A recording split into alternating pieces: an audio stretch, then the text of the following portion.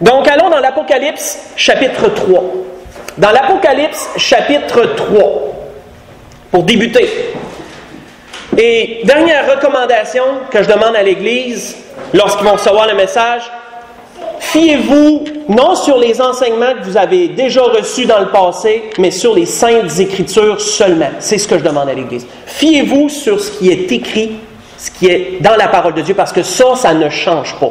Ça ne change pas. On ne réinvente pas les choses. Ça ne change pas ce qui est écrit. Dans l'Apocalypse, chapitre 3. Vous savez, pour me mettre dans le contexte de l'Apocalypse, l'apôtre Jean, sur l'île de Patmos, a reçu des révélations de notre Seigneur même. Le mot Apocalypse voulant dire révélation. Je rappelle toujours ces choses à l'Église. Et de ce temps-là, 7 églises locales, situées à différents endroits au Moyen-Orient, ont reçu une lettre de la part de Jean qui, lui, avait été inspiré de l'Esprit de Dieu. Ce sont les lettres aux 7 églises qui commencent en l'Apocalypse chapitre 2. Ces 7 églises-là vivaient chacune des réalités différentes.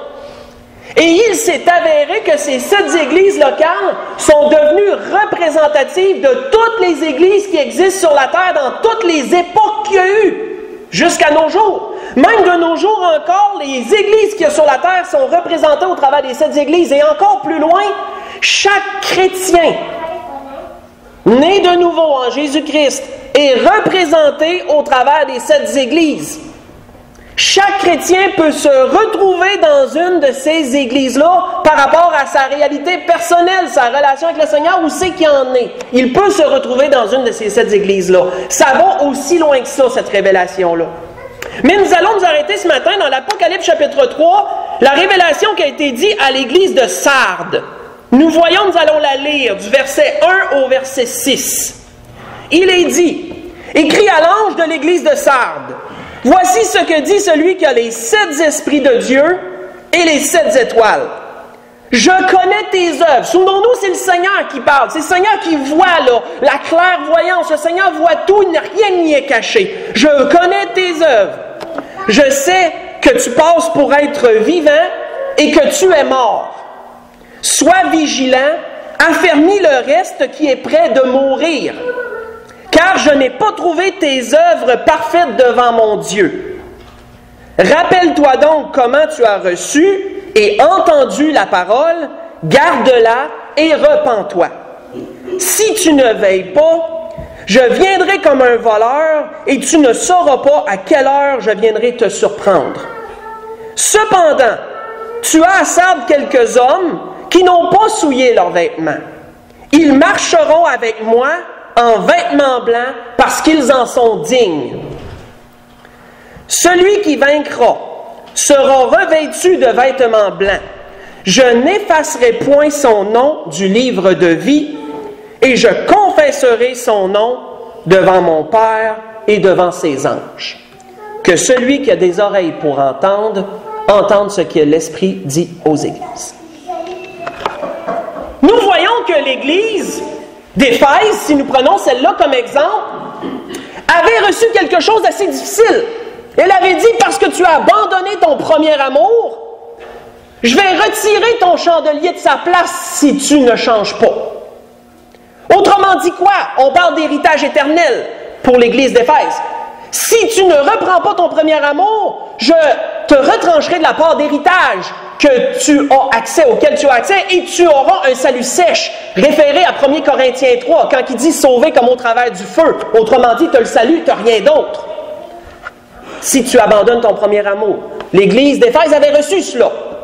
Nous voyons que l'Église de Laodicée avait reçu quelque chose d'un peu plus sévère.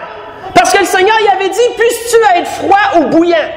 Il dit « parce que tu es tiède, je vais te vomir de ma bouche. » Oh, ça commence à être sévère. Commence à être sévère. Parce qu'on parle de réprouver, on parle de rejeter, là. Ça va encore plus loin. Parce que quand on vomit quelque chose, on n'a pas l'habitude d'aller le reprendre après. Hein? Ça va dans les toilettes, puis on envoie ça après. On le retranche, on l'enlève de nous. Mais l'Église de Sardes a reçu les paroles les plus lourdes de sens que toutes les 7 églises avaient reçues. Parce que le Seigneur lui a dit, si tu es victorieux, je n'effacerai pas ton nom du livre de vie. Qu'est-ce qui arrive si tu n'es pas victorieux? Ça veut-tu dire que le Seigneur peut effacer ton nom du livre de vie? Si on inverse la phrase, là? De quel livre parle-t-on? On va commencer là. Il y a plusieurs hypothèses qui ont été relevées, j'en ai entendu beaucoup au fil du temps. Il y en a qui disent, il parle du livre des vivants, parce qu'il y a plusieurs livres dans la Bible. Il y a le livre des vivants, autrement dit, de toutes personnes qui ont vécu sur la terre, il y a un livre qui répertorie le nom de tous les vivants, et les noms sont retranchés à mesure qu'une personne meurt. Le livre des vivants, il est dans la Bible. Il en est parlé à certains endroits.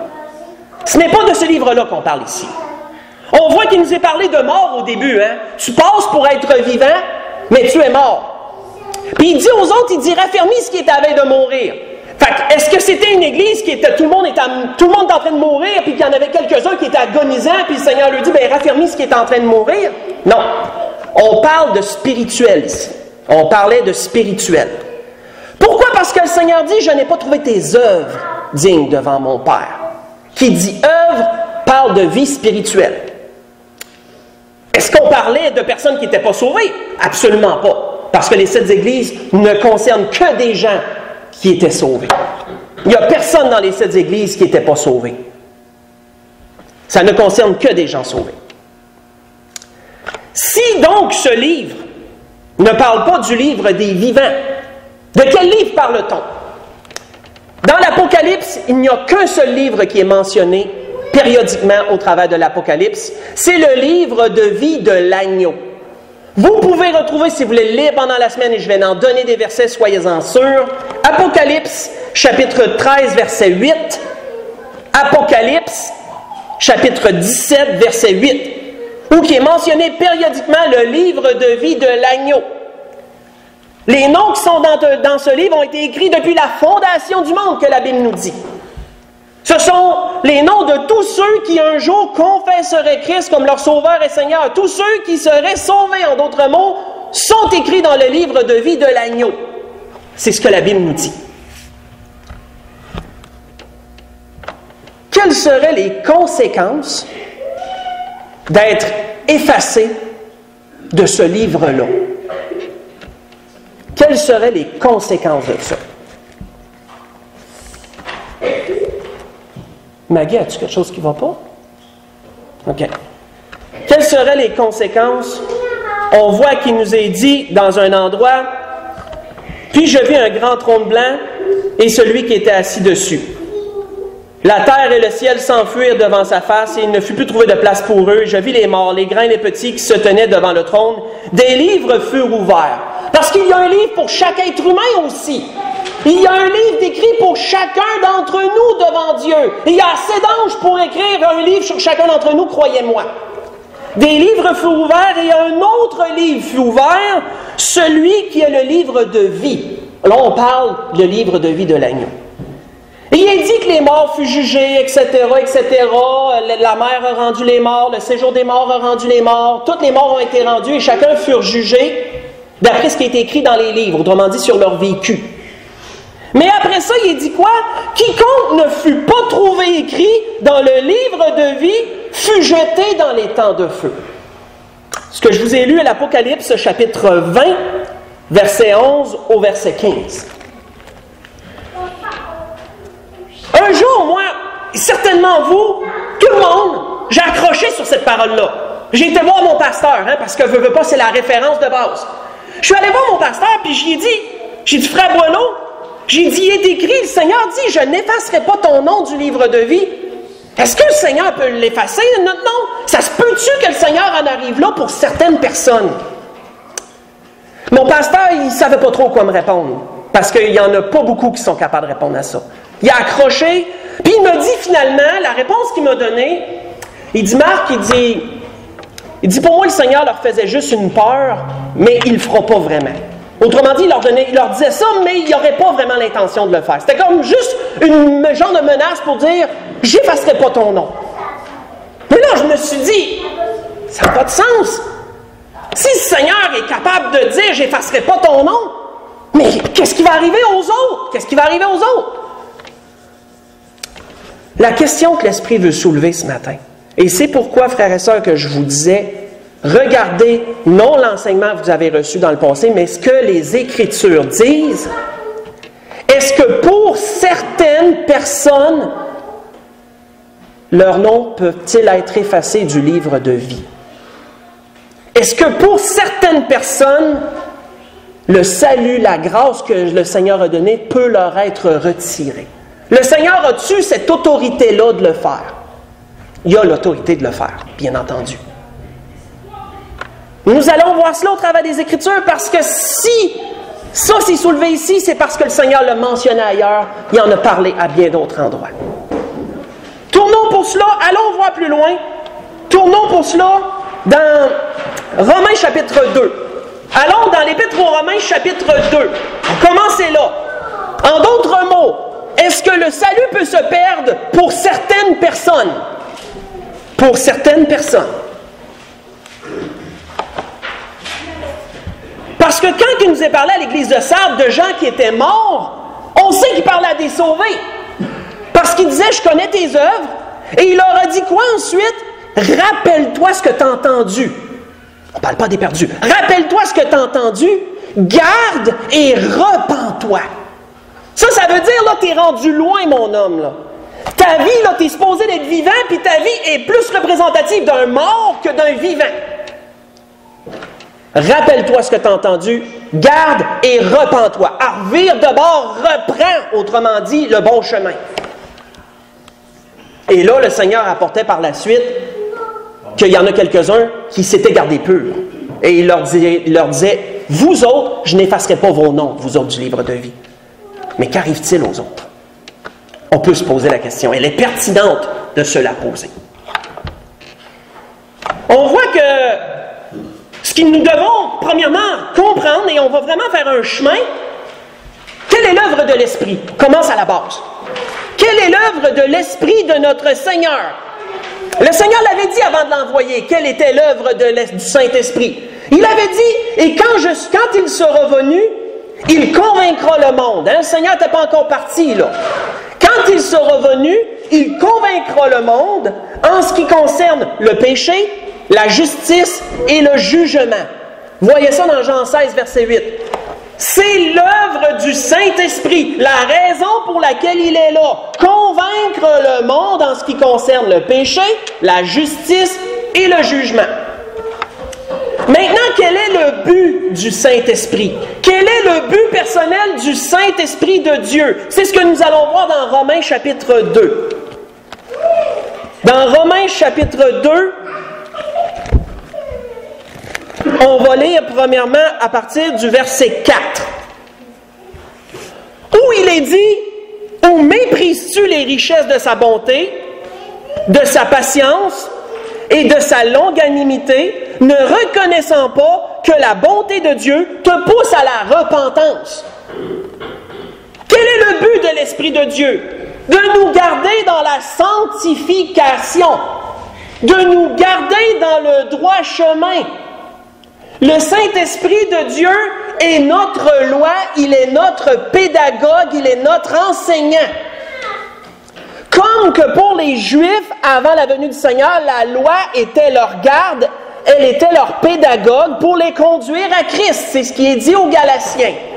Pour nous, l'Esprit de Dieu, par les Écritures qu'il met en lumière, pour nous, il est notre loi. Il est notre enseignant pour nous amener à la vie éternelle.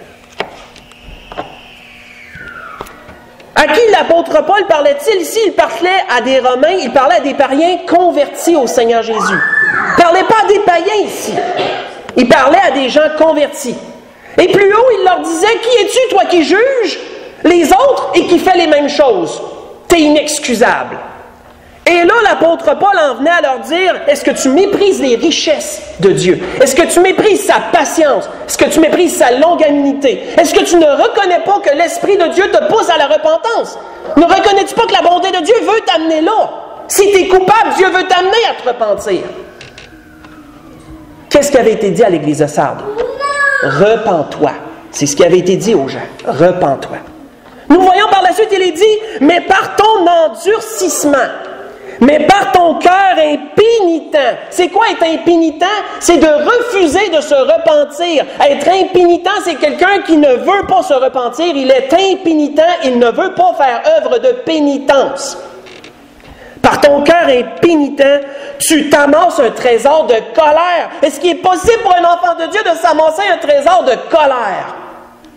Tu t'amasses un trésor de colère pour le jour de la colère et de la manifestation du juste jugement de Dieu, qui rendra à chacun selon ses œuvres. Il réserve la vie éternelle à ceux qui, par la persévérance à faire le bien, cherchent l'honneur, la gloire, l'immortalité. Mais regardez, l'irritation, il réserve quoi? Il réserve aussi l'irritation et la colère à ceux qui, par esprit de dispute, sont rebelles. C'est qui est rebelle? C'est quelqu'un qui ne veut pas marcher selon les voies de Dieu. Il est rebelle. Si un enfant est rebelle à ses parents, c'est parce que ses parents lui disent des choses et il ne veut pas écouter. Il fait tout le contraire, il est rebelle. Est-ce que ça se peut qu'un enfant de Dieu soit rebelle? Ça se peut très bien qu'il soit rebelle. Et il est dit qu'ils sont rebelles à la vérité et qui obéissent à l'injustice. Nous allons arrêter là.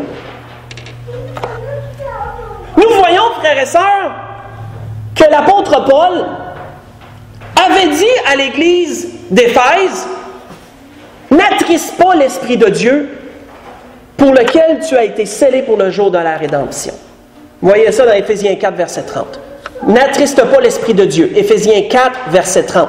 « N'attriste pas l'Esprit de Dieu. » Parce que l'Esprit de Dieu peut être attristé. Et comment est-il attristé, l'Esprit de Dieu? Par la rébellion, par l'impénitence, par l'endurcissement. Pas un coup prolongé, je parle.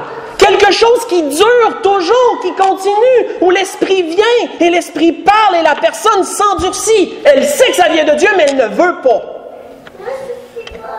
Et vient l'attristement de l'Esprit de Dieu. Et éventuellement, l'apôtre Paul avait dit aux Thessaloniciens, « N'éteignez pas l'Esprit de Dieu. » Vous voyez ça dans 1 Thessaloniciens 5, verset 19.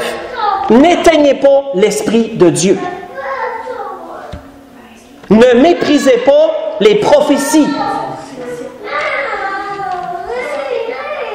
Ne méprisez pas les prophéties.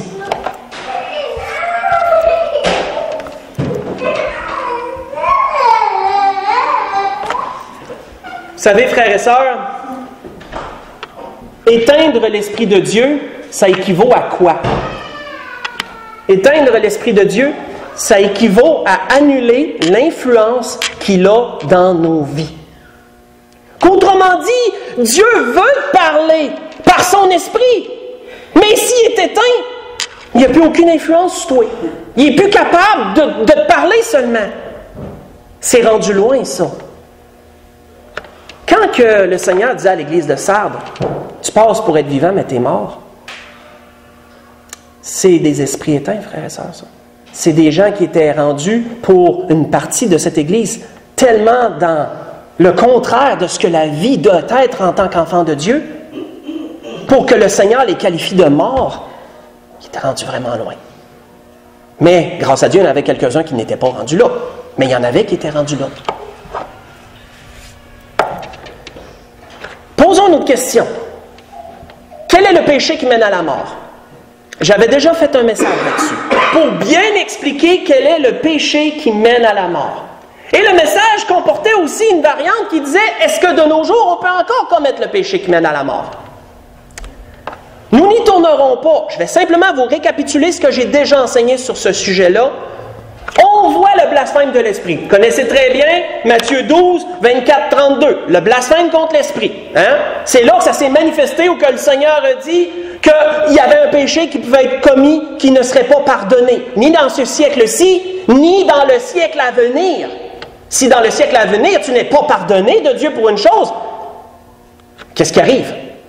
Référé à l'église de Sardes, référé à ce qu'on vient de voir. Et ce que je vous avais amené sur ce sujet, c'est quelle était le péché qui mène à la mort? Est-ce que c'était le blasphème même contre l'Esprit ou le motif derrière le blasphème?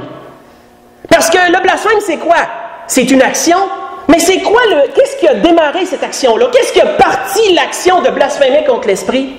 L'endurcissement volontaire contre l'Esprit de Dieu. Les pharisiens connaissaient les œuvres de l'Esprit.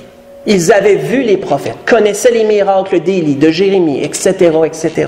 Ils savaient pertinemment que Jésus, qui faisait les mêmes miracles, était animé du même esprit que les prophètes.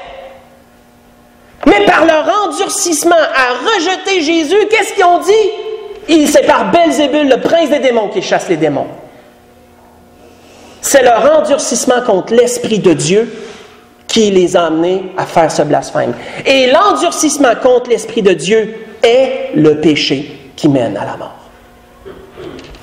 On ne parle pas d'endurcissement momentané. On ne parle pas d'une personne qui fait une chose mal, puis qu'après un temps, elle réalise qu'elle a mal fait, elle se repent. On parle de prolongation ici. On parle d'endurcissement répété et répété et répété, puis ça peut s'échelonner sur un très grand nombre d'années. Ça peut s'échelonner beaucoup, beaucoup.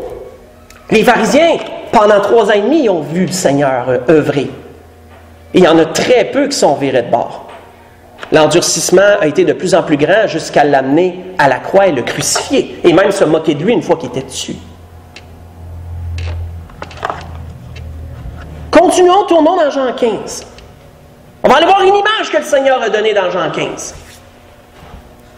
Et gardez toujours ce qui a été dit à l'église de Sardes en arrière-plan dans votre esprit. Faites toujours la comparaison. Comparez toujours ce qui a été dit à l'église de Sardes avec ce qu'on lit, tout le temps. Le péché qui mène à la mort est l'endurcissement contre l'Esprit de Dieu. Les gens de Sardes étaient sur ce chemin-là qui mène à la mort.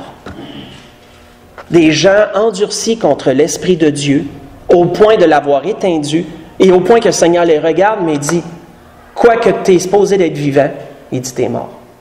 Je te vois comme mort. » Dans Jean 15, voyons ce que le Seigneur a dit, et pesons, frères et sœurs, pesons les paroles de notre Seigneur là-dedans.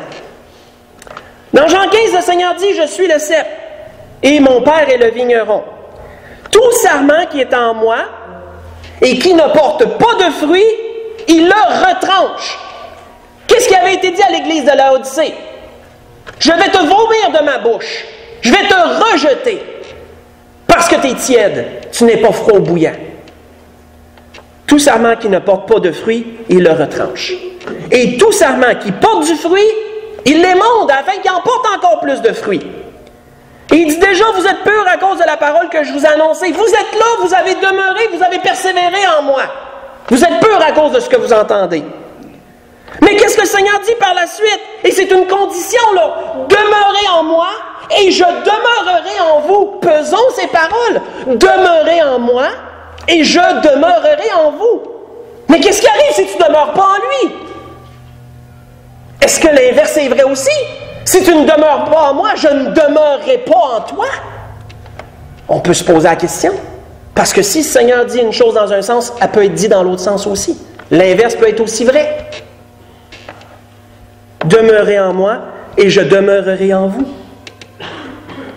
Comme le sarment ne peut de lui-même porter du fruit s'il ne demeure attaché au cep, ainsi vous ne le pouvez pas non plus si vous ne demeurez en moi. C'est clair que si tu t'éloignes du Seigneur, tu ne peux pas porter de fruits. Ça sera l'attristement de l'esprit. Le temps passe et l'esprit parle. Ça peut être l'éteint. Je sais pas, j'ai pas le mot. L'esprit peut devenir éteint. Il n'a plus d'influence sur toi. Et là, la parole du Seigneur qu'il avait dit dans Matthieu, si la lumière qui est en toi devient ténèbres, combien grandes seront ces ténèbres? Ça s'applique. Mais là, on parle de quelqu'un qui est vraiment loin. On s'entend. On s'entend. On ne parle pas de quelqu'un qui s'efforce chaque jour de faire la volonté du Seigneur ici. On parle de quelqu'un qui s'est volontairement éloigné du Seigneur et qui demeure dans cet endurcissement. On parle de quelqu'un comme ça. On parle de gens particuliers ici. On voit qu'il est dit, Ainsi, vous ne pouvez pas non plus si vous ne demeurez en moi. Je suis le cep et vous êtes le sarment. Celui qui demeure en moi et en qui je demeure porte beaucoup de fruits. Oui, oui. Parce que la grâce, elle est là pour ça. La grâce, elle est là pour nous amener à la vie éternelle. Et l'Esprit est là pour nous garder dans ce chemin tracé. Mais est-il possible d'en sortir de ce chemin-là? Le Seigneur ne nous retient pas. La grâce, elle est là. Tout est là pour nous garder là. Tout est là pour ça. On voit qu'il est dit, celui qui demeure en moi et en qui je demeure porte beaucoup de fruits, car sans moi, vous ne pouvez rien faire. Si quelqu'un ne demeure pas en moi, et pesons les paroles, là, si quelqu'un ne demeure pas en moi, il est jeté dehors, comme le sarment, et il sèche. Quand une branche devient malade, puis qu'on voit qu'elle ratatine tranquillement, là, ça veut dire que la sève commence à avoir de la misère à passer dedans. Puis que là, maintenant, les feuilles tombent, parce que là, il n'y a plus de sève pantoute qui est nourrie, et la branche est rendue sec. Qu'est-ce que vous faites? Elle est inutile. On la coupe. Elle est sèche. Elle n'est plus utilisable. Qu'est-ce qu'on fait? On la coupe. Et qu'est-ce que le Seigneur dit? Puis on la ramasse et on la jette au feu et il brûle. Là, il y en a plusieurs qui se sont dit, c'est certainement une image. Certainement que le Seigneur ne veut pas vraiment dire physiquement ça, là. Certainement que le Seigneur veut juste faire une image puis que ça veut dire, en fin de compte, autre chose. Est-ce que ça veut vraiment dire autre chose, frères et sœurs? Prenez ce qui a été dit à l'église de Sardes, superposez-le là, et vous voyez la même chose. Ce qui a été dit à l'église de Sardes. Qu'est-ce qui arrive si le Seigneur décide d'effacer un nom du livre de vie? Pesez les dernières paroles, même chose. Prenons un autre exemple. On voit qu'il a été dit. Une autre image que l'auteur d'Hébreux amène. Faites juste écouter. Je vais vous dire où j'ai lu après. Vous allez toujours savoir où je lis. L'autre image, il est dit, lorsqu'une terre abreuvée par la pluie qui tombe souvent sur elle produit une herbe utile à ceux qui la cultivent, elle participe à la bénédiction de Dieu. Pensez que la terre, c'est nous, que la pluie, c'est le Saint-Esprit, les bénédictions de Dieu. Et une personne, une terre qui produit du bon fruit, elle est utile. C'est ça que la Bible dit, puis c'est vrai. Pensez à ce que le Seigneur dit dans Jean 15, c'est la même affaire. Sauf que c'est une autre image ici. Mais, si elle produit des épines et des chardons, qu'est-ce qui peut produire, frères et sœurs, des épines et des chardons? Là, l'Esprit m'a donné une image, puis j'ai dit, ben oui, ça a bien trop de sens. Quand la terre a été maudite à cause d'Adam et Ève, puis que là, maintenant, le péché dominait sur la terre, qu'est-ce que la terre s'est mise à produire? Des épines et des chardons. La terre s'est mise à produire les mêmes choses. Lorsque le péché embarque dans une vie, et que le péché domine dans cette vie, de sorte que la personne elle redevient esclave de ce qui a dominé sur elle, et que cette terre ne vient qu'à produire que des épines et des chardons, et qu'il n'y a plus de place à rien d'autre, qu'est-ce que l'auteur d'Hébreux nous dit? Mais si elle produit des épines et des chardons, elle est réprouvée. Réprouvée veut dire rejetée. Elle est réprouvée et près d'être maudite. C'est gros, là. Et on finit par y mettre le feu. Vous voyez ça dans Hébreux chapitre 6, j'ai lu verset 7 et le verset 8. Est-ce que c'est encore là juste une image? Est-ce que ça veut dire autre chose, mais pas vraiment ce que ça dit? On me poserait des questions. Si je vous demande, quelle était la plus grande peur de l'apôtre Paul, pour ceux qui lisent couramment les Écritures, là, quelle était la plus grande peur de l'apôtre Paul? Je vais vous la donner, la plus grande peur de l'apôtre Paul. L'apôtre Paul a dit, mais moi donc, je frappe. Je cours, non pas comme à l'aventure. Je ne dépense pas mon énergie inutilement. Moi. Je frappe, non pas comme battant l'air. Je ne dépense pas rien inutilement. Mais je traite durement mon corps et je le tiens assujetti. De peur, écoutons bien,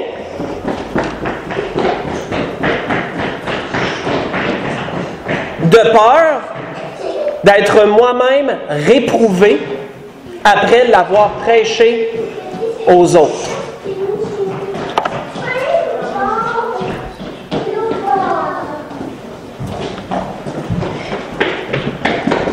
Qu'est-ce que disait l'apôtre Paul, frères et sœurs? Je fais des efforts colossaux. Je m'impose toute espèce d'abstinence. Je traite mon corps extrêmement dur parce que j'ai peur d'être rejeté après l'avoir prêché.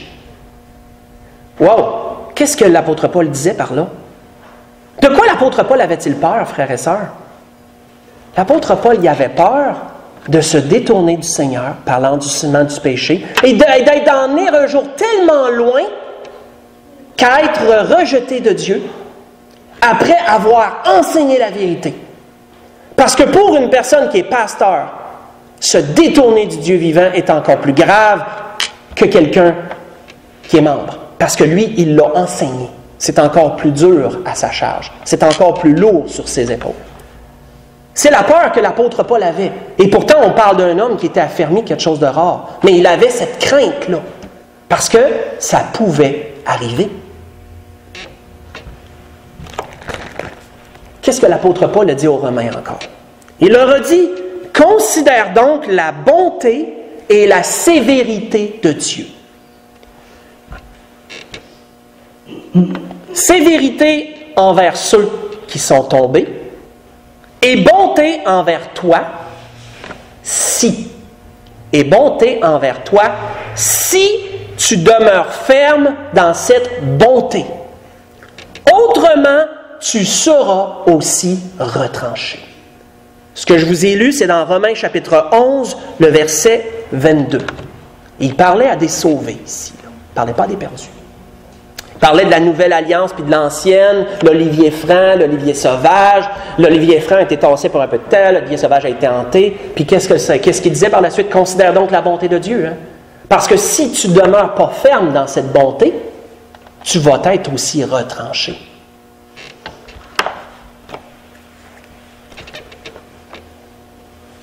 Quel a été, frères et sœurs, le plus grand soulagement de l'apôtre Paul? Parce que l'apôtre Paul avait une crainte. Et nous, de nos jours, nous marchons comme des enfants quasiment insignifiants, qui prenons pour acquis les grâces de Dieu et qui pensons qu'il n'est pas possible que Dieu revienne sur des choses qu'il a données. Certains qui ont abandonné le Seigneur et qui sont retournés dans le monde et qui maintenant vivent comme des morts, quoiqu'ils ont un jour été vivants, croient que parce qu'ils sont sauvés, rien de grave. Moi, frères et sœurs, là, ça fait longtemps que le Seigneur m'a éclairé sur ça, vous savez. Et je craignais de l'apporter à l'Église parce que c'est une parole dure. Ça revient sur des choses qu'on nous a déjà dit, ça. Et pourtant, la parole n'a jamais changé. Les écrits restent les mêmes, là. Il y en a qui vont avoir une méchante surprise lorsqu'ils vont se présenter devant le Seigneur. Méchante surprise. Continuons. Parce que le plus grand soulagement de l'apôtre Paul a été quoi? À la fin de sa vie, lorsqu'il a dit à Timothée, « J'ai combattu le bon combat, j'ai achevé la course, j'ai gardé la foi. Désormais, la couronne de vie m'est réservée. » Est-ce qu'il pouvait le dire avant? Pouvait-il le prendre pour acquis avant? C'est à la fin de sa vie qu'il a dit, « J'ai gardé la foi. Désormais, là je l'ai. Puis je le sais que je ne peux pas revirer de bord. Je suis rendu à la fin et je le sais que je vais mourir. Puis j'ai gardé ces choses-là. » C'était son plus grand soulagement. Mais sa plus grande crainte a été d'être réprouvé après l'avoir enseigné. Sa plus grande crainte. Continuons. Tournons dans Matthieu 25. Tournons dans Matthieu 25 et voyons une parabole. Une partie de parabole du moins. On ne la verra pas tout. Dans Matthieu 25. À partir du verset 26. À partir du verset 26. La parabole des talents. Vous connaissez l'histoire. C'était des serviteurs. On considère que les serviteurs étaient des gens sauvés. Il ne pouvait pas en être autrement. Si on a fait les images. Là. Ils reçoivent tous des talents. Ils ont reçu quelque chose de précieux. Ils ont reçu la capacité, le droit de servir le maître.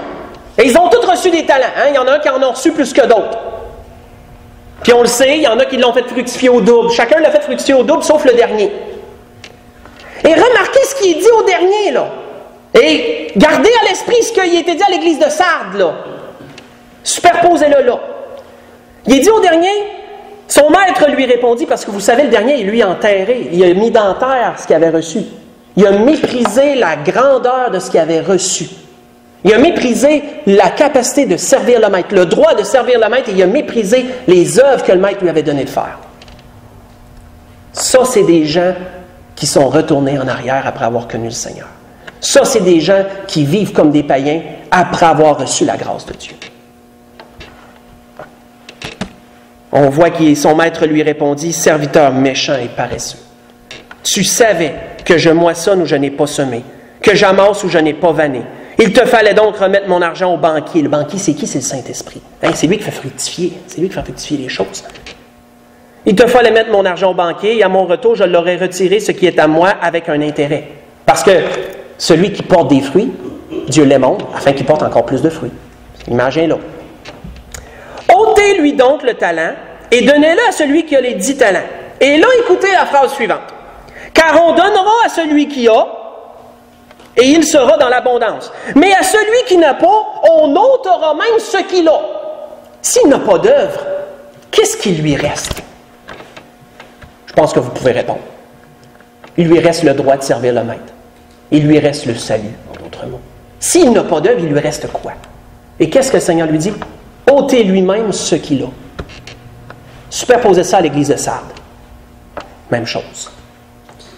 Et regardez ce qu'il dit après ça à ce serviteur-là. Ça va encore plus loin, ça ne s'arrête pas là. Il dit quoi? Il dit, car on donnera à celui qui a, il sera dans l'abondance, mais à celui qui n'a pas, on ôtera même ce qu'il a. Et le serviteur inutile, jetez-le dans les ténèbres du dehors, où il y a des pleurs et des grincements de dents.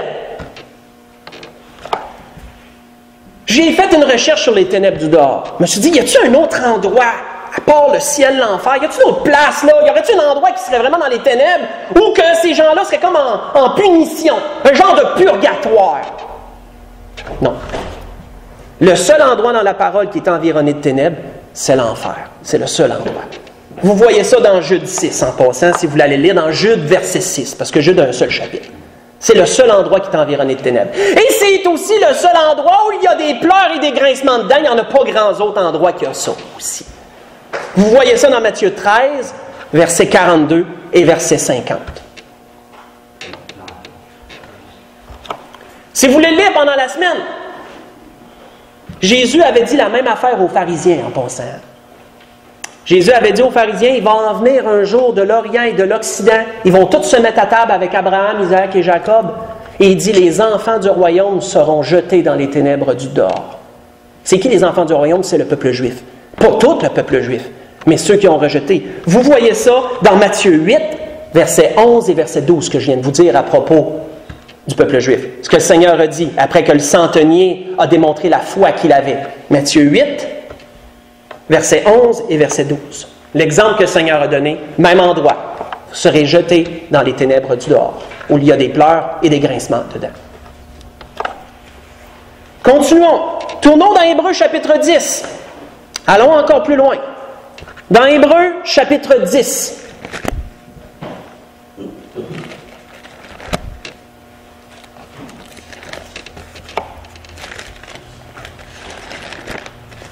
Dans Hébreux chapitre 10, commençons au verset 26. Je pense que vous connaissez l'endroit. C'est un autre endroit où beaucoup ont trébuché, ça. Beaucoup de gens se sont posés bien des questions à propos de cet endroit-là. Superposez ça à tout ce qu'on vient de voir. Ce que le Seigneur a dit dans Jean 15. La parabole des talents. Qu'est-ce qui est arrivé aux serviteurs inutiles? L'église de Sardes dans l'Apocalypse. Mettez tout ça ensemble. Et regardons ce qui est écrit ici dans Hébreux 10. À partir du verset 26. Car si nous péchons volontairement, après avoir reçu la connaissance de la vérité, il ne reste plus de sacrifice pour les péchés. Je l'ai déjà dit souvent, frères et sœurs, le Seigneur ne couvre pas les péchés volontaires. Quel est le Notre Père? Qu'est-ce qui est dit dans le Notre Père? Pardonne-nous nos offenses, comme nous pardonnons aussi à ceux qui nous ont offensés. Mais si on ne pardonne pas, est-ce que le Seigneur nous pardonne? C'est un péché volontaire de refuser de pardonner. Le Seigneur ne couvre pas les péchés volontaires. Lorsqu'on se repent Là, le Seigneur le couvre. Son sacrifice est parfait. Il couvre les péchés passés, présents et à venir. Mais ce qu'il ne faut pas oublier, là, les petites écritures en bas de ligne, là, c'est que la repentance doit être toujours présente, tout le temps. Si une personne s'endurcit et refuse de se repentir, ça demeure en suspens jusqu'à ce qu'elle le fasse. Car si nous péchons volontairement après avoir reçu la connaissance de la vérité, il ne reste plus de sacrifice pour les péchés, mais une attente terrible. Il peut arriver à un enfant de Dieu, ça. Mais une attente terrible du jour du jugement et l'ardeur d'un feu qui va dévorer les rebelles. C'est qui ça, les rebelles? C'est-tu des perdus, des rebelles? Ou c'est des gens qui ont connu la grâce et qui s'en sont éloignés? Des rebelles. Celui qui a volé, et là l'auteur donne un exemple, celui qui a violé la loi de Moïse meurt sans miséricorde sur la déposition de 2 ou de 3 témoins. Selon la loi, là, il n'y avait pas d'orvénésie. Hein? Tu étais pogné à agir la main levée, ce qui veut dire ouvertement dans le mal, tu étais pogné ouvertement à agir contre la loi. S'il n'y avait pas d'orvénésie, 2, 3 témoins t'ont vu, lapidation, c'est fini. Ta vie s'arrête là. Mais qu'est-ce qui définit la grâce de Dieu, frères et sœurs? C'est le temps, la patience que Dieu va avoir, le temps que Dieu va laisser à quelqu'un avant d'imposer un jugement. Ça, c'est la grâce. C'est le temps. Dieu va être tellement patient, parce que si on était sous la loi, il n'y en aurait plus un de vivant dans les églises, y compris le pasteur. Mais on est sous la grâce, le temps que Dieu laisse à quelqu'un de se repentir. Et il dit par la suite, de quel pire châtiment? De quel pire châtiment? Qu'est-ce que ça peut être le pire des châtiments pour un enfant de Dieu? Quel pourrait être le pire des châtiments pour un chrétien? Superposer tout ce qu'on a vu jusqu'à présent. Et il n'y a pas pire châtiment que ça. Pensez-vous que sera jugé digne celui qui aura foulé aux pieds le Fils de Dieu? Il faut le connaître pour ça. Un païen ne peut pas fouler aux pieds le Fils de Dieu. Il ne connaît pas le Fils de Dieu. Il n'a jamais reçu le Fils de Dieu. Quand tu foules quelque chose aux pieds, tu le méprises. Tu le considères comme si ça valait rien. Tu le foules aux pieds. Qui aura tenu pour profane le sang de l'alliance. Profaner quelque chose, c'est grave. C'est que tu sais que c'est précieux, puis tu le salis. Malgré toute la richesse, la valeur que ça a, tu le profanes. Hein, je sais pas, moi, on part une orgie dans l'église. Excusez de mettre ça aussi extrême que ça. Qu'est-ce qu'on fait? On a profané le lieu de culte. On a fait quelque chose d'extrêmement contre la parole de Dieu. Profaner le sang de l'alliance, c'est quoi ça? Endurcissement volontaire contre l'Esprit de Dieu. Péché qui mène à la mort. Tout ça, mêlez-le tout ensemble, c'est toute la même chose. Par lequel il a été sanctifié. Donc, on sait qu'on parle de quelqu'un qui est sauvé. Par lequel il a été sanctifié. Et qui aura outragé l'esprit de la grâce. Vous savez, il y a déjà quelqu'un, moi, qui me dit, quand on met quelqu'un en fraternité, quand que quelqu'un s'en va d'église, il devrait être mis en fraternité. Il a outragé l'esprit. Il y en a qui m'ont déjà sorti ça. Non, frère et sœur. Outrager l'esprit de Dieu, là, c'est un endurcissement de longue durée. On commence par quoi? On commence par l'attrister. Celui qui décide de quitter l'Église va attrister l'Esprit de Dieu. Il commence là. Parce qu'il ne recevra plus d'enseignement. Comment peut-il s'avancer? Comment peut-il grandir? Comment peut-il porter plus de fruits? Il n'y a plus rien. Il n'y a plus donné d'enseignement. Il n'y a plus rien. Et tranquillement, l'attristement devient instinction, devient éteint. L'esprit éteint. Et après que l'esprit est éteint, là, on s'en va plus loin, là, plus tard, même après que l'esprit est éteint, là on s'en va où qu'on est rendu là. On a outragé, on peut outrager l'esprit de la grâce. Ça va loin, outrager l'esprit. Mais pas simplement, c'est une parenthèse que je rouvre et que je referme. Pas simplement dire, moi je ne viens plus à cette église-ci, je sors de l'église. Non. On en a mis beaucoup en fraternité pour aucune raison, dans ce sens-là. De toute manière, la personne, quand elle part, elle se met elle-même en fraternité d'un certain sens. C'est elle qui s'en va. Mais peu importe. À la fin de tout ça, là, on ne lira pas le reste, mais à la fin de tout ça, qu'est-ce qui est dit au verset 38-39? Tournons là. Continuons juste au verset 38-39. Qu'est-ce qui est dit en conclusion de ce chapitre-là?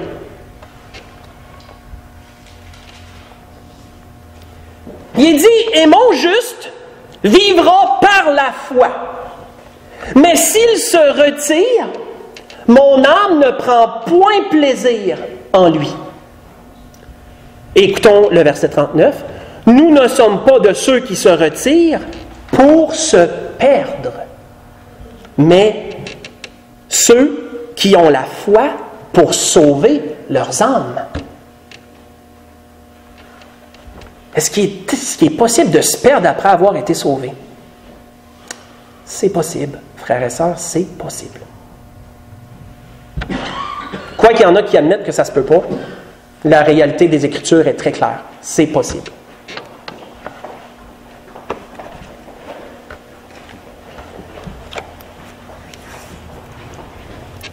Nous voyons, juste avant d'aller vers la conclusion, que l'apôtre Pierre allait jusqu'à dire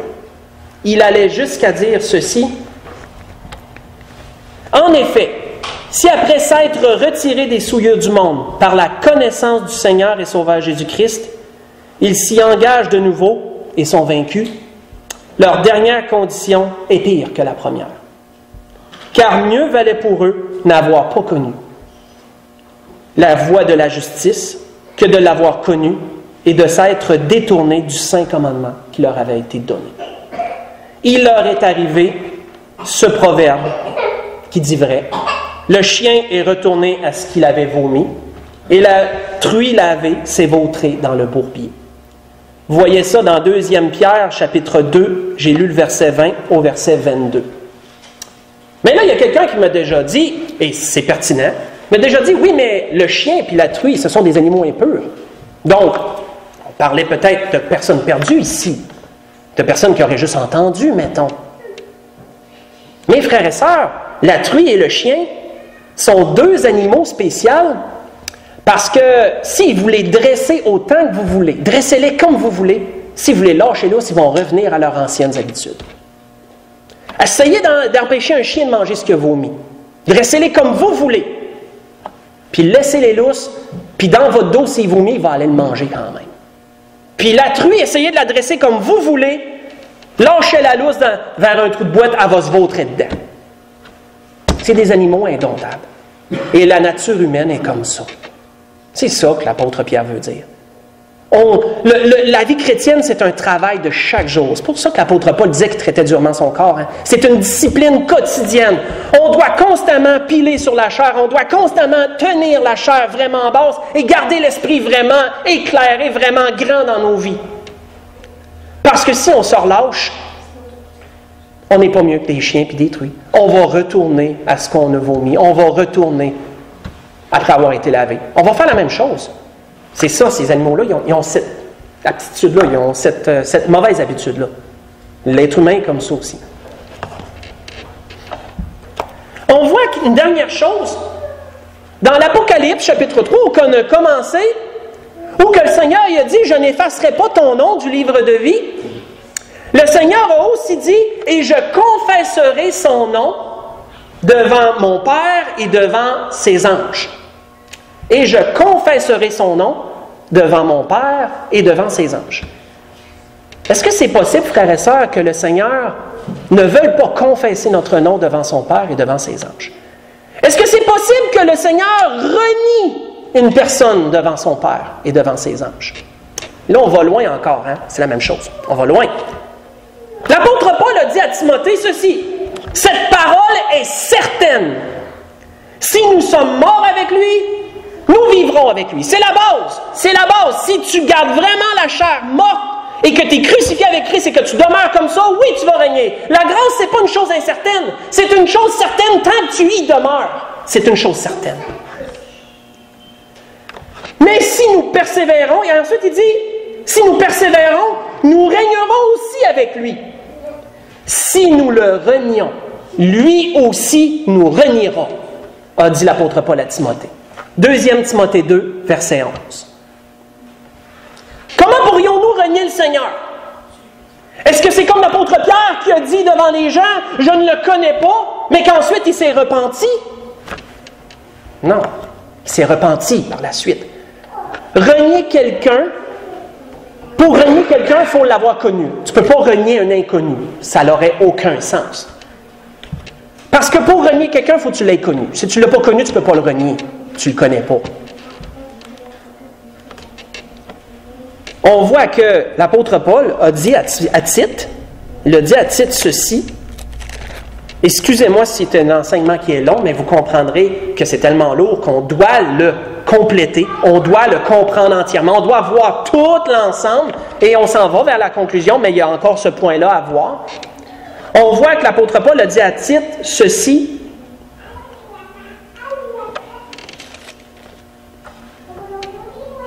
Il a dit,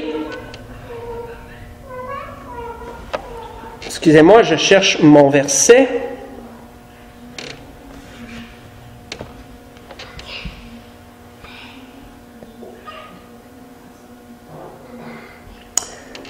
Tout est pur pour ceux qui sont purs, mais rien n'est pur pour ceux qui sont souillés et incrédules. Leur intelligence et leur conscience sont souillées. Écoutons la suite. Ils font profession de connaître Dieu, mais ils le renient par leurs œuvres. Étant abominables, rebelles et incapables d'aucune bonne œuvre. Vous voyez ça dans Tite 1, verset 16. Ils le renient par leurs œuvres. On peut renier quelqu'un en agissant contraire à ce qui nous a été donné, à ce qui nous a été enseigné. Et on voit que ça concerne une des définitions du mot renier en passant. Le mot renier, une des définitions selon le dictionnaire, veut dire renoncer entièrement à quelque chose, n'y vouloir plus avoir de part. Quand quelqu'un s'éloigne du Seigneur et rejette l'Église, et là, il retourne dans son ancienne vie après avoir connu la grâce de Dieu, après avoir été dans l'Église pendant des temps, après avoir vu et goûté la bonté de Dieu, et tout ce qu'on pourrait y mettre de plus, puis que là, il dit, moi, je ne veux plus rien savoir de tout ça. Il renie ce qu'il a reçu. Et les œuvres, ces œuvres qu'il se met à faire, renient aussi ces choses-là. Si vous voulez un exemple, 2 Pierre 2, verset 1. Vous allez voir des faux docteurs, et l'apôtre Pierre dit la même chose à ces gens-là. Ils ont renié celui qu'ils ont connu par leurs œuvres. 2 Pierre 2, verset 1. Continuons, retournons dans Matthieu 25 encore. Retournons dans Matthieu 25. Verset 8. Dans Matthieu 25, verset 8, allons voir encore une demi-parabole, juste l'important, juste les points importants. Matthieu chapitre 25, à partir du verset 8. Les vierges, les fameuses vierges. Il y en avait 10 folles, il y en avait 10 sages. Je peux vous dire que les folles ne sont pas appelées folles pour rien. Mettez ce qui est dit à l'église de Sardes, mettez toutes les autres choses qu'on a vues, et les folles, vous les voyez. Des gens qui n'avaient plus d'huile dans leur lampe. L'huile, c'est le Saint-Esprit. Ils avaient éteint l'Esprit de Dieu. Ils n'avaient plus d'huile. L'image est la même, c'est toujours la même chose. Elles étaient folles et pas pour rien. Il nous a dit quoi? Il nous a dit, les folles dirent aux sages. Il nous a dit, attendez, on va aller plus haut. Il a dit, voici l'époux venait à sa rencontre. Hein? Voici l'époux allait à sa rencontre. Et alors, au verset 7, toutes ces vierges se réveillèrent et préparèrent leurs lampes. Les folles dirent aux sages, donnez-nous de l'huile, car nos lampes s'éteignent. Hein? C'est des gens qui étaient vraiment s'en allaient, là. C'était vraiment sur une dérape, là. On pourrait dire spirituellement parlant, là. Nos lampes s'éteignent. Et les sages répondirent, non, il n'y en aurait pas assez pour nous, pour vous. Allez plutôt chez ceux qui en vendent et achetez-en pour vous. Et pendant qu'ils allaient en acheter, l'époux arriva. Celles qui étaient prêtes entrèrent avec lui dans la salle des noces et la porte fut fermée. Et plus tard, les autres vierges vinrent et dirent, Seigneur, Seigneur, ouvre-nous. Mais il répondit, je vous le dis en vérité, je ne vous connais pas. Et il dit à la fin, veillez donc, puisque vous ne savez ni le jour ni l'heure. Jésus leur dit, je ne vous connais pas, frères et sœurs. Écoutons juste une autre phrase, une autre chose que le Seigneur a dit à un autre groupe de gens, vous verrez la différence entre les deux. Le Seigneur a dit à un endroit, il dit, ceux qui me disent Seigneur, Seigneur n'entreront pas tous dans le royaume de Dieu, mais seul celui qui fait la volonté de mon Père qui est dans les cieux. Et là, les gens diront, Seigneur, n'avons-nous pas prophétisé par ton nom? N'avons-nous pas chassé des démons par ton nom? Et n'avons-nous pas fait beaucoup de miracles par ton nom? Alors je leur dirai ouvertement, je ne vous ai jamais connus. Retirez-vous de moi, vous qui commettez l'iniquité. Matthieu 7, verset 21 au verset 23. Notez-vous une différence entre « je ne vous ai jamais connu » et « je ne te connais pas ». Il y a une différence entre les deux. Si le Seigneur dit « je t'ai jamais connu », c'est « je t'ai jamais connu ». Tu m'as jamais vraiment appartenu. Mais si le Seigneur regarde quelqu'un et dit « je te connais pas », il le renie. Il le renie. Que veut dire le mot renier aussi? Désavouer une chose, s'en détacher, la nier. Le mot désavouer est important. Désavouer veut dire ne pas vouloir reconnaître une chose, voir une personne pour sienne, ne pas vouloir s'associer à quelqu'un. En d'autres mots, se détacher d'une personne. Il faut que tu la connaisses pour ça, là, on s'entend? Tu as renié. Non, je ne le connais pas, lui. Non, je ne l'ai jamais vu. Non, je ne le connais pas. Pas dire que je ne l'ai jamais vu. J'aurais menti à ce moment-là. Je ne le connais pas. Pensez à un père qui va renier son enfant. Hein? L'enfant, il a été tellement terrible, il a fait tellement de choses graves. Je ne sais pas, moi, je ne pourrais pas mettre d'exemple assez grave. Tu n'es plus mon fils. C'est la même chose. Il reste son fils, mais il ne le reconnaît plus pour son fils. Il le renie. C'est la même chose. Et les figures de ce mot, et écoutez bien les mots, vous allez en reconnaître un. Désapprouvé, condamné, réprouvé. On fait une boucle, ça revient tout ensemble. On voit, juste avant, là, on s'en va vraiment vers la conclusion, je ne vous mens pas.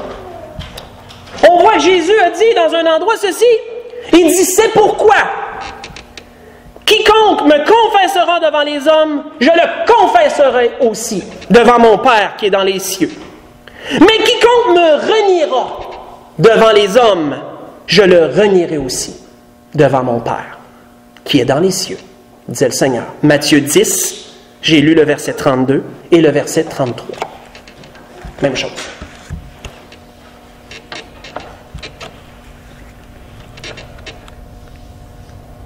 Est-ce qu'il y a un espoir, frères et sœurs, pour des gens qui sont dans l'endurcissement et qui sont éloignés du Seigneur, qui ont attristé l'Esprit et qui l'ont peut-être éteint? Y a-t-il de l'espoir? Oui, il y en a. Il y en a encore. Il y en a encore, frères et sœurs, de l'espoir. Tant qu'il y a de la vie, il y a de l'espoir. Parce que qu'est-ce qu'on doit comprendre sur ce que l'Esprit nous donne ce matin? On ne perd pas le salut de notre vivant. Mais à partir du temps qu'on meurt, dans quelles conditions on meurt? C'est toute là la différence. Si nous mourons dans une condition d'éloignement, d'égarement, d'endurcissement, on va avoir des surprises lorsqu'on va ouvrir les yeux dans l'éternité. Des grosses surprises. Mais tant qu'il y a de la vie, la grâce est là pour ça. La grâce pour les perdus est là pour les amener à la connaissance. Et la grâce pour les sauver est là pour, s'ils s'éloignent de la vérité, bien, qu'ils puissent revenir. Mais quand que le coup près tombe, c'est fini. Là, chacun est jugé selon ses œuvres. Et on voit que Jacques, quoi qu'il est dur dans son enseignement, Jacques habituellement est dur dans ses enseignements, il avait dit ceci, Jacques. Mes frères, si quelqu'un parmi vous s'est égaré loin de la vérité, on ne parle pas d'un perdu, il s'est égaré loin de la vérité, et qu'un autre l'y ramène, qu'il sache que celui qui ramène un pécheur de la voie où il s'est égaré sauvera une âme de la mort. Sauvera une âme de la mort et couvrira une multitude de péchés. Jacques chapitre 5, verset 19. Mettez ça avec l'église de Sardes, c'est la même chose. On parle tous de la même affaire.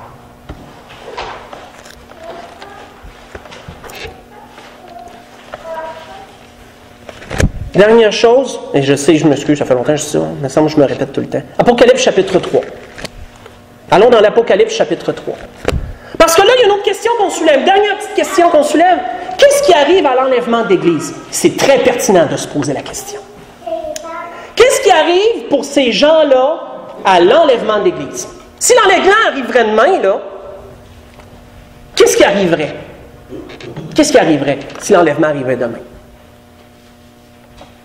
Apocalypse chapitre 3. Voyons ce qui est dit à l'Église de Philadelphie. Vous connaissez bien ces phrases. Mais nous allons nous arrêter vraiment sur le verset 10. Qu'est-ce qui a été dit à cette Église? Et pensons à tout ce qu'on vient de voir. On en a vu, on a fait du chemin ensemble. Pensons à tout ce qu'on vient de voir. Parce que tu as gardé la parole de la persévérance en moi, je te garderai aussi. À l'heure de la tentation qui va venir sur le monde entier pour éprouver les habitants de la terre. Parce que tu as gardé, je te garderai aussi. Je ne sais pas ce qui se passe. Ici, c'est éteint. Qu'est-ce qui arrive, frères et sœurs, pour ceux qui ne gardent pas? Hein? On peut toujours inverser. Hein? Parce que tu as gardé, je te garde. Mais si tu n'as pas gardé, qu'est-ce qui arrive? Ce que le Seigneur peut dire, je ne te garderai pas de ce temps-là aussi. Écoutons ce que le Seigneur a dit un jour. Jésus a dit à ses disciples, après leur avoir parlé de la grande tribulation, après leur avoir parlé des temps difficiles, il leur a dit, veillez donc et priez en tout temps. Et écoutons la suite. Veillez donc et priez en tout temps, afin que vous ayez la force d'échapper à toutes ces choses qui arriveront et de paraître debout devant le Fils de l'homme. Que vous ayez la force d'échapper à ces choses qui arriveront. Hey, on n'est pas supposé d'y échapper automatiquement. Mais il semble que c'est ça qu'on se dit. Hein? Je suis sauvé, je suis supposé d'échapper à ça, moi. Si tu n'as pas gardé, qu'est-ce qui arrive si tu n'as pas gardé? Si tu t'es retourné, si tu as rejeté, si tu t'es endurci, qu'est-ce qui arrive? Posons-nous des questions, frères et sœurs. Le Seigneur disait, afin que vous ayez la force d'échapper à ces choses qui arriveront. La force d'échapper.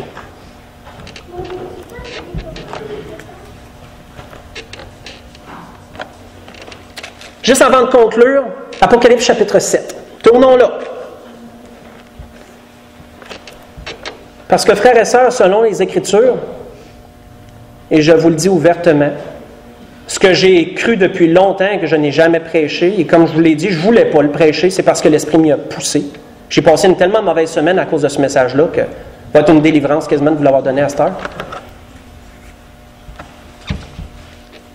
Si une personne s'en est retournée et a attristé l'Esprit, et il l'a peut-être éteint, ou je ne sais pas trop où qu'elle est rendue, là,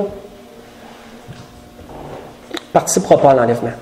Seulement ceux qui persévèrent vont participer à l'enlèvement. Et la parole l'appuie, ce que je vous dis. La parole l'appuie. On voit qu'il est dit dans l'Apocalypse chapitre 7 quelque chose qu'on va vraiment s'arrêter. Il est dit au verset 13. Apocalypse chapitre 7. Parce que là, Jean il a vu une foule de gens qui venaient de la grande tribulation. Puis Jean il a dit, c'est qui ces gens-là? Il a été posé cette question-là à Jean. Jean il dit, je ne le sais pas, toi tu le sais. Et là, l'un des vieillards prit la parole et il dit, ce sont ceux qui sont revêtus de robes blanches. Qui sont-ils et d'où sont-ils venus? Je lui répondis, mon Seigneur, tu le sais. Il me dit, ce sont ceux qui viennent de la grande tribulation. Et regardez le verset suivant. Ils ont lavé leurs robes et les ont blanchies dans le sang de l'agneau. Quand le Seigneur te donne le vêtement, là, quand tu es sauvé, là, je veux dire, tu as un vêtement qui t'attend dans le ciel. Il est-tu sale, d'après vous? Il est blanc. C'est un vêtement blanc, c'est une robe blanche qui t'attend. Puis toutes tes œuvres vont ajouter à cette robe-là. Si vous vous souvenez, j'ai déjà prêché sur les vêtements, sur toutes les choses qu'on va avoir dans le siècle à venir, ça en faisait partie de ça. On reçoit une robe et nous l'agrémentons, cette robe-là, par nos œuvres. Parce que vous savez, dans le temps des Juifs, il n'y avait pas rien qu'une robe, il y en avait des fois 2-3 couches sur le dos, dépendant s'il était sacrificateur ou autre. Et nous sommes sacrificateurs du Dieu vivant. Donc, on n'a plus qu'une simple robe sur le dos. On a vraiment un beau vêtement. Dépendant comment chacun l'agrémente, bien sûr, ça dépend de chacun, ça. Mais ça commence par une robe. Qu'est-ce qui a été reproché à l'église de Sardes, vous souvenez-vous? Il y en a qui avaient souillé leurs vêtements. Est-ce qu'on parlait de leur linge? C'était-tu vautré à terre? C'était-tu traîné à genoux dans la boîte? Puis le Seigneur leur dit, mais vous avez sali votre vêtement, non? Spirituel. Il y en a qui avaient souillé leurs vêtements, puis il y en a d'autres qui n'avaient pas souillé leurs vêtements. Ils se tiendront devant moi en vêtements blancs, parce qu'ils en sont dignes. Et qu'est-ce qu'il dit à eux autres ici? Ils ont lavé leur robe dans le sang de l'agneau. Spirituellement parlant, qu'est-ce qui peut te salir? Je pense que la réponse est facile, c'est le péché. Hein? Référé dans Ésaïe chapitre 1, verset 18. Si ton péché est rouge comme le cramoisi, je le rendrai plus blanc que neige, dit le Seigneur. Référé à Psaume 51, versets 4 à 9, quand David dit « Mon péché est sur moi, je suis sale, lave-moi et je serai pur, purifie-moi avec les ôtres et je serai pur », disait David. Des personnes sauvées qui sont retournées et qui sont dans l'endurcissement salissent le vêtement qu'ils ont reçu. Et quelle sera la seule façon, la seule porte de sortie si l'enlèvement arrive demain? Ils devront laver leurs vêtements dans le sang de l'agneau. Ça veut dire qu'ils vont devoir passer par le même sacrifice que Jésus. Donne ta vie pour laver ce que je t'ai donné. Pesant, frères et sœurs. Mais si vous y pensez, ça rend clair une multitude de choses selon les Écritures. Ça clarifie énormément de points, ce que l'Esprit nous donne ce matin. Mais il faut vouloir le recevoir parce que c'est lourd. Je vous l'ai dit, c'est lourd. Il faut vouloir le recevoir. C'est pour ça qu'il est dit ça. Fait que ça veut dire que la majorité des gens qui vont sortir de la grande tribulation, là, ça va être des gens endurcis. Ça ne sera pas nécessairement des perdus. Ça va être des gens qui vont avoir eu à laver leur robe. Puis Dieu sait qu'il y en a de nos jours des gens qui ont besoin de la laver. Parce qu'ils ne se sont pas maintenus dans la vérité, ils s'en sont éloignés. Et ils sont endurcis. Pour conclure, je ne vous avais pas menti, pour conclure ce que l'Esprit a voulu nous donner ce matin dans cet énorme enseignement. Tournons dans l'Apocalypse chapitre 22. Ça va être un des messages les plus longs que je vous ai prêché. Je pense que j'ai fait par exprès de commencer presque 10 minutes plus de bonne heure. Je pense que ça va être le plus long que j'ai jamais prêché ici.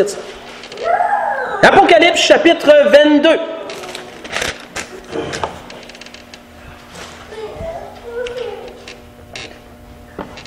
On voit à partir du verset 14, Apocalypse chapitre 22. Et là, il reprend ce qu'on vient de dire. Heureux ceux qui lavent leurs robes, afin d'avoir droit à l'arbre de vie et d'entrer par les portes dans la ville. Là, on parle, là, pas pendant le règne de 1000 ans, on parle sur la nouvelle terre, bien après ça, là, lorsqu'il va y avoir des nouveaux cieux, une nouvelle terre et la nouvelle Jérusalem qui va descendre comme un joyau sur la terre pour y être installée.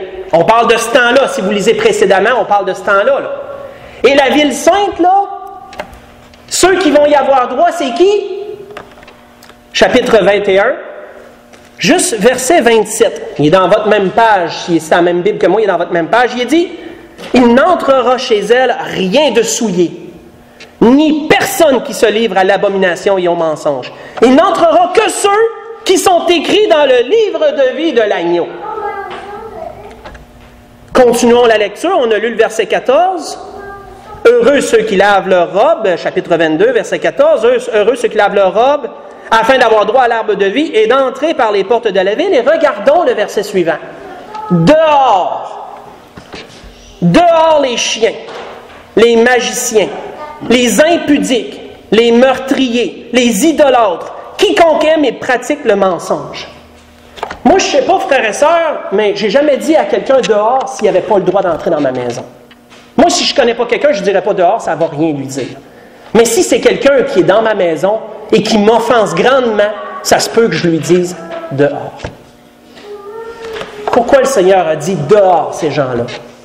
C'est les mêmes gens dont on parle depuis tantôt, dans tout ce qu'on a vu. Si une personne s'égare loin du Seigneur et s'endurcit, attriste l'Esprit de Dieu, éteint l'Esprit, commet le péché qui mène à la mort, il y a jusqu'à la fin de sa vie, là.